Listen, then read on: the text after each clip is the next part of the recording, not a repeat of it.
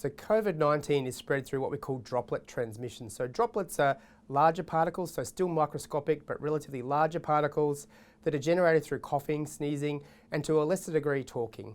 And so this is where social distancing really comes in, because those particles only travel a relatively short distance, so perhaps a metre and a metre and a half. So if we do our best to stay at least that distance away from each other, we greatly reduce the chance of transmission. Also, these droplets can land on surfaces and then be picked up through contact. So again, if we do our hand hygiene really well, we're going to reduce that avenue of transmission as well. So given this virus is spread through droplets, we think those droplets can potentially survive on surfaces maybe up to around 3 days, but it's important to point out that the virus numbers do reduce over time, so the highest risk is possibly in the first day. But again, if we adhere to our hand hygiene messaging, as well as some things around cough etiquette, for example, so that those particles are mostly going into our hands and then we wash our hands, we'll reduce the number of particles on surfaces.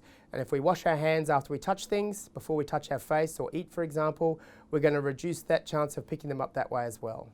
So given COVID is transmitted via droplet transmission, it's important to know the difference between that and something that might be airborne transmitted, for example. And the main difference there, I guess, is through things like air conditioning. We can't transmit droplets. So air conditioning is not a way people will get COVID-19.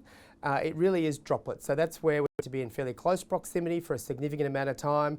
So that's why social distancing is really important. And again, staying away from work if you're unwell. The MARTA, as all public health and government authorities are doing now, are paying close attention to what we're seeing with this situation, and it definitely does continue to unfold rapidly.